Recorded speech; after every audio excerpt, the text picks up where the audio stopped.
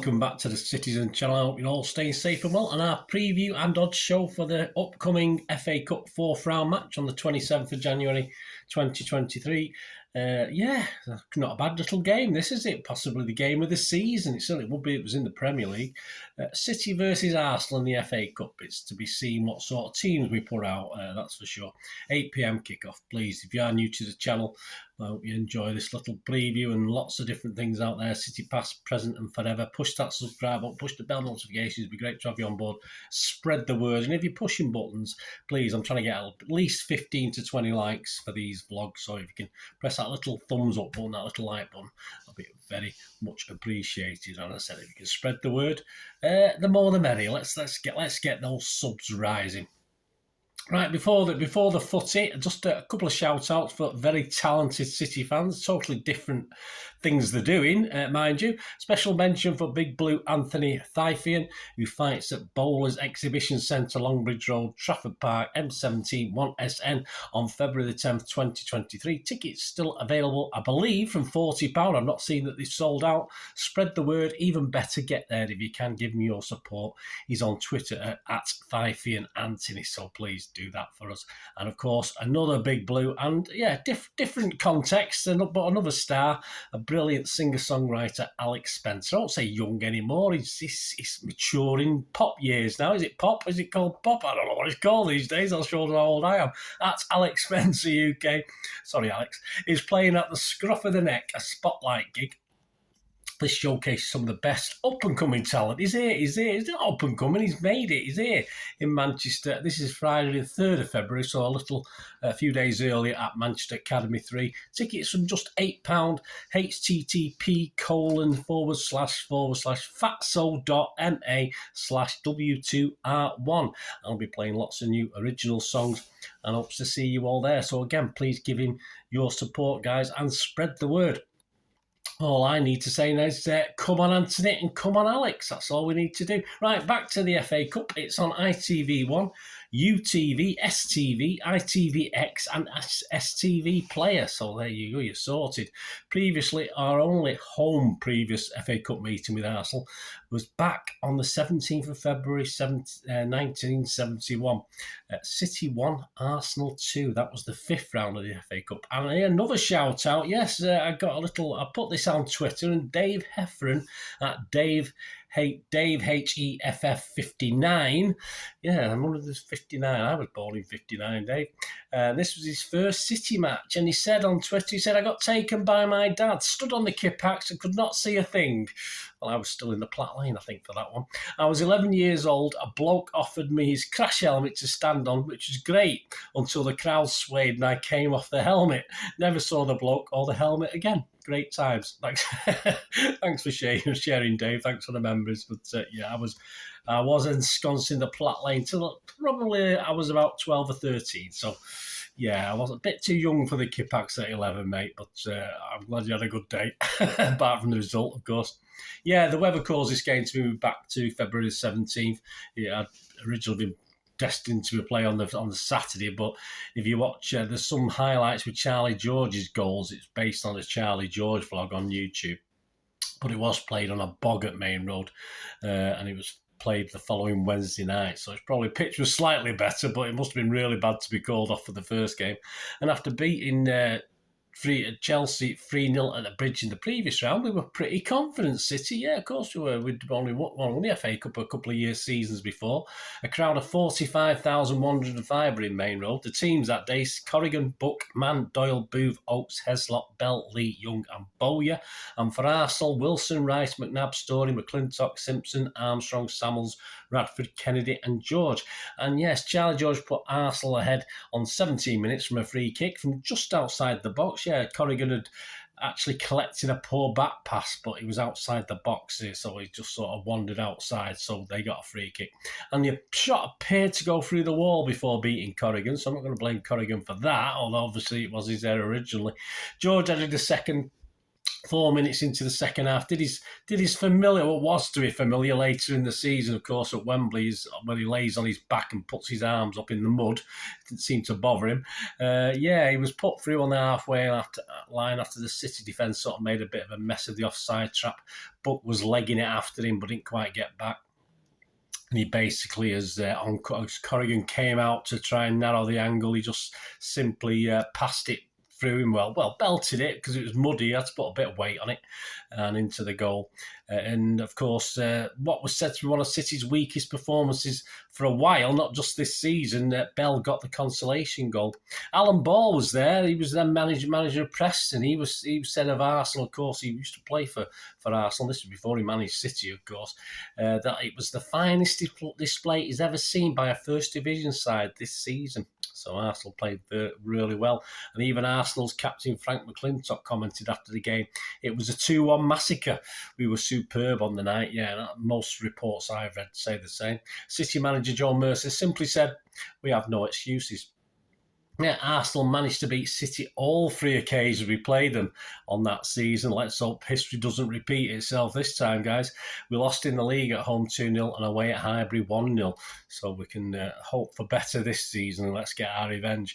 And of course, Arsenal went on to not only lift the FA Cup, but they also won the league title. So they did a double.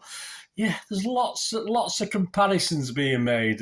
So let's see how this goes with this FA Cup game. In charge, we've got Paul Tierney. He's only reffed Watford more times than us, and when he refs this game, we'll be dead level pegging. He's ref City 24 times. We won 21, drawn 1 and lost 2. He's shown 31 yellow cards in those games, so not too bad, and no reds. He's never shown a red to a City player. He's awarded 6 penalties in total to City as well. And the last time in charge was at the 1-0 win at the Bridge against Chelsea on the 5th of January. Assistant referees Konstantin Hatzadikis and Neil Davis. 4th official Robert Jones. On VAR we got John Brooks, and making John Brooks his Coco is Harry Leonard, his assistant. So how are Arsenal doing? Well, what can we say?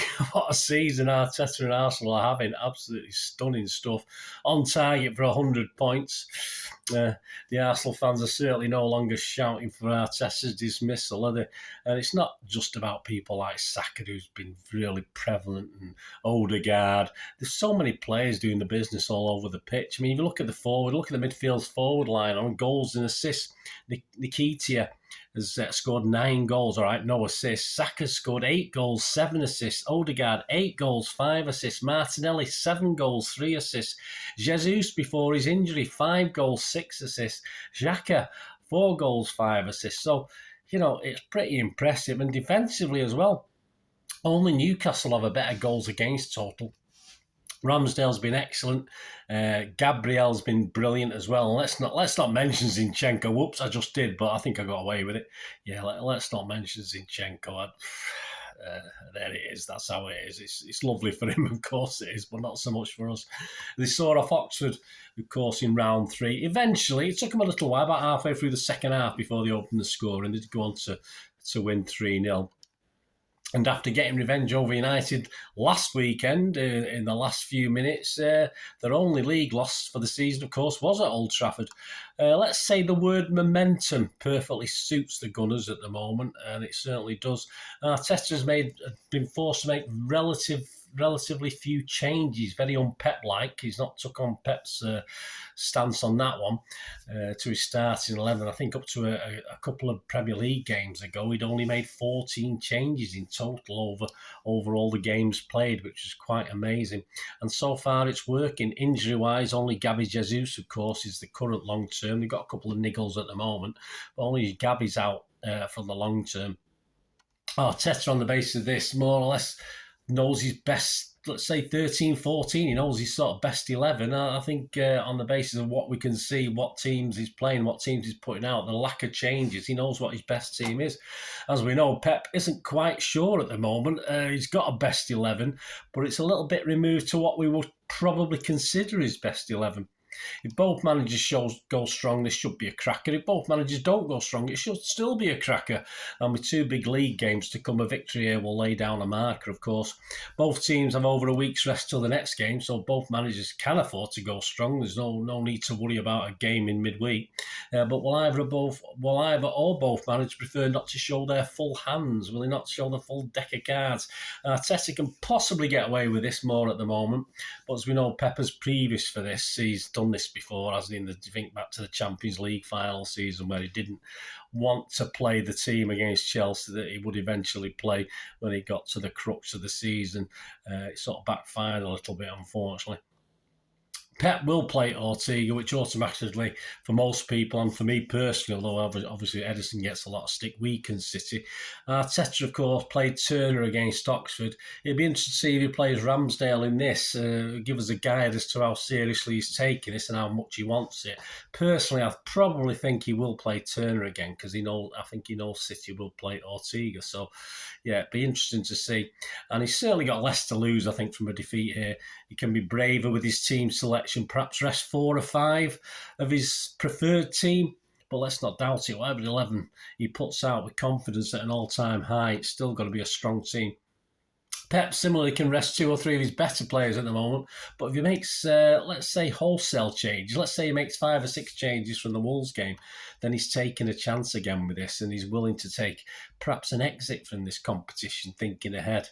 We don't want to see that, do we? Neither team will want a draw, of course, and I expect if it's tight heading for a draw, I think changes will be made to try and win this because I think neither manager wants a replay next week.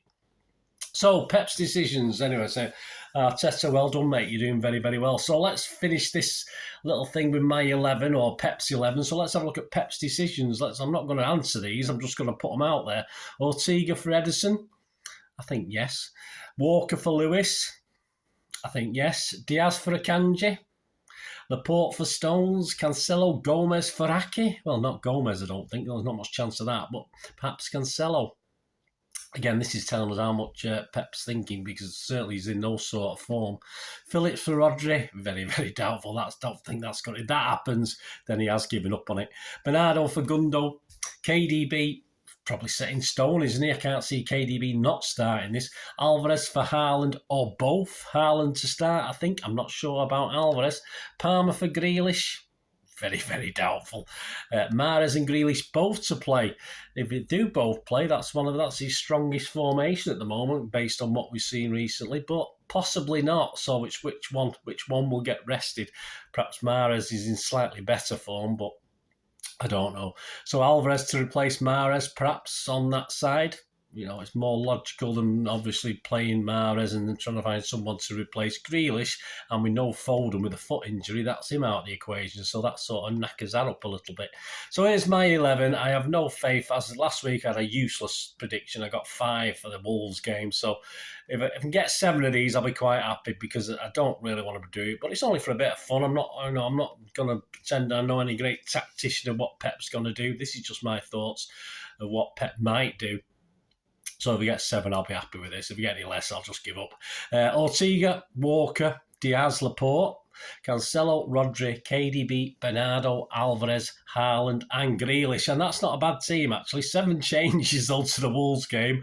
If all the players are in form that are coming back in, we'll be fine. But that's a big if. Pep, and if he does make 6 or 7 changes to that Wolves team, I think Pep's more or less saying he's willing to let this one go. But we'll see, won't we?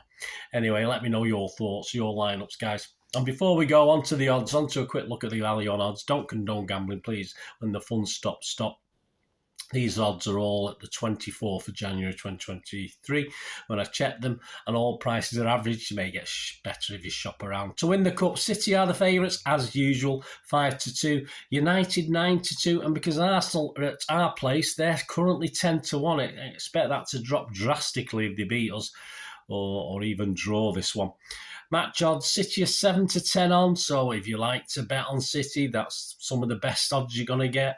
Draw is 3 to 1, Arsenal win is 10 to 3. First goal scorers are City likely lads, of course. Haaland 5 to 2, Alvarez 9 to 2. KDB a very generous 10 to 1. Arsenal Nketiah, how you pronounce that, 9 to 1. Martinelli and Saka both 11 to 1. Anytime goal scorer, that old Nketiah again, that old something to do with cigarettes, that isn't it? 10 to 3. KDB's 4 to 1. He's always a good 4 to 1 for KDB. Anytime goal scorer, they're giving it away, aren't they? Correct score, well, City wins 2-1 is 7 to 1, a 3-1 is 12 to 1, a 3-2 is 20 to 1. I'm expecting tight here. I'm not expecting a hammering for either team. An Arsenal win 1-0 is 14s, 2-1 win is 12s, and then 3-2 win for Arsenal's 33s. And yet, very possible, as I said, both managers won't want a draw, but it does end up like that. Surely it's not going to be a 0-0. I can't see it. A 1-1 is 7 to 1, a 2-2 is 14 to 1. Half-time, full-time, City 13 to 8, a draw and City 7 to 2, a draw and a draw is 11 to 2, Arsenal 7 to 1, God forbid, a draw and Arsenal 9 to 1, no thank you. Handicaps, isn't it? Run Arsenal +1, all right, well, if it ends a draw, 11 to 10 against, it's not too bad. Goals over, under, got to be over 2.5 goals. Got to be 3 goals in this, surely. 4 to 6 on, which isn't bad if you don't mind betting odds on. Over 3.5 is 13 to 8. And what about a Haaland hat-trick? Well, you get 14 to 1 on a Haaland hat-trick. Hey, we'll see. We'll see what happens with that one. Both teams to score yes is what the bookies are going for. 8 to 13 on. No is 6 to 5 against. You never know, but I would agree with the bookies on that one. Winning margin, a 1-goal City winning margin 5 to 2, a 2-goal is 4 to 1, a 1-goal Arsenal winning margin is a generous 6 to 1, and a 2-goal is 13 to 1. To score first, again, that's not bad if you fancy City to go for it in early and get that first goal. 1 to 2 on, let's say it could be worse. Arsenal is 7 to 4 against.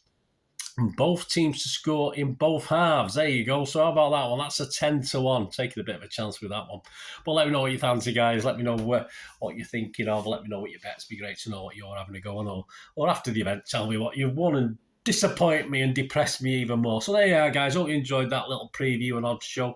As I say, I don't really go into any great tactical analysis. I just try and look at it, the logic. I let other people do that. I'm just a fan. I just go with my head and what I think. So I hope you enjoyed that little preview and a little look back to the 1971 game as well, and those little shout outs. Give them your support, all 3 of those guys who've contributed to this programme today. Thanks for watching. I'll be back with the ratings show. This is Friday night, isn't it? So I'll be back with the ratings show and the Talking Point show. So the rating show will be on Saturday, and I will put because there's no immediate game, of course, till next weekend, I'll put the Talking Point show out on Sunday as well. So you have one on each day. So please enjoy them. And of course, what's the game after this? Oh, Spuds, isn't it? Spuds away. That's all we need, isn't it? We'll be back for a preview of that, obviously, sometime next week. So there will be a couple of programme vlogs, and there might even be a history vlog thrown out in the meantime. Keep tuned in. Keep those buttons pressed so you know what's coming out on the Citizen channel. Thanks for watching, guys. Please, until we meet again, I only ask one thing, don't I? Please stay safe, Blues. Come on, City. Bye for now.